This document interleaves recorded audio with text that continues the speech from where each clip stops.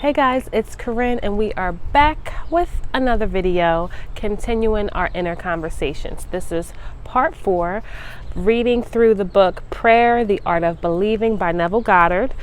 This book, he cites inner conversations multiple times, as stated in video 3, but I'm going to read again a different section where he talks about inner conversations. So, by the power of imagination, all men, certainly imaginative men, are forever casting forth enchantments, and all men, especially unimaginative men, are continually passing under their power. Can we ever be certain that it was not our mother, while darning our socks, who began the subtle change in our minds? If I can unintentionally cast an enchantment over persons, there is no reason to doubt that I am able to cast intentionally a far stronger enchantment. Neville uses the term enchantment when he refers to us having deliberate inner conversations. We always have conversations with people in our lives, but to direct it deliberately, he uses the term enchantment. And then he goes on to another section and he says, imagination and faith are the only faculties of the mind needed to create objective conditions. The faith required for the successful operation of the law of consciousness is purely subjective faith and is attainable upon the cessation of active opposition on the part of the objective mind of the operator. So to break that down, he is saying that imagination and faith are the only faculties of the mind that you need to create objective conditions, objective being what we see in the outside world. So all we need is imagination and faith to create something in the outer reality. The faith required for successful operation of this law is consciousness, is purely subjective faith. So your subjective mind is your internal. So in order to create something on the objective world, all you need is that faith in your subjective mind. So it depends on your ability to feel and accept as true what your objective senses deny. Neither the passivity of the subject nor his conscious agreement with your suggestion is necessary. So Neville is saying that you do not need the consent or agreement of the other person or the subjective person that you are talking to mentally or outside. You can speak these words out loud. You don't need their consent for it to work. It's saying that faith is the only thing that is necessary. It is a fundamental law of consciousness that by telepathy we can have immediate communion with another person. Now here goes the steps. To establish a rapport, you call the subject mentally, okay? Focus your intention on him. Mentally shout his name, just as you would if you were to attract the attention of anyone.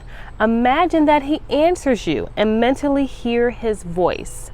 Represent him to yourself inwardly in the state you wish him to obtain. Then imagine that he is telling you in the tones of ordinary conversation what you want to hear. Mentally answer him. Tell him of your joy in witnessing his good fortune. Having mentally heard with all the distinctiveness of reality that which you want to hear, and having thrilled to the good news heard, return to the objective consciousness. Your subjective conversation must awaken what it affirms. Thou shalt decree a thing, and it shall be established unto thee. It is not a strong will that sends the subjective word on its mission, so much as it is clear thinking and feeling the truth of the state affirmed. When belief and will are in conflict, belief always wins, or invariably wins, he says. Not by might nor by power, but by my spirit, saith the Lord of hosts. So what Neville is saying here is that if you want to have a conversation with someone, if you want to hear good news, if you want to help someone, if you want something done on your behalf, use the inner conversation. You need imagination and you need faith, okay? You need to know and believe that this law of telepathy. It's the law. It's just a law of the universe, just as well as gravity is. And what you want to do to commune with another is mentally call them and have an inner conversation. Imagine you hear them answer you and have them tell you what you want to hear. You know, maybe you're congratulating them on resolving an issue that they're having in their life. Maybe they're congratulating you on having an issue that you need to resolve. I will tell you that this works. I actually tried, I do this with my son. I have a 15-year-old son, and I remember during the school year, his cell phone died, and he was playing at his friend's house or hanging out at his friend's house, and the friend lived a little further away, and I had no way to get in contact with him. And it was 8 o'clock, going on 9 o'clock, and I'm like, I just want to talk to my son. I want to make sure he's safe. And so I laid on my bed, I closed my eyes, and I called his name repeatedly. Jesse, Jesse, Jesse, call me, call me.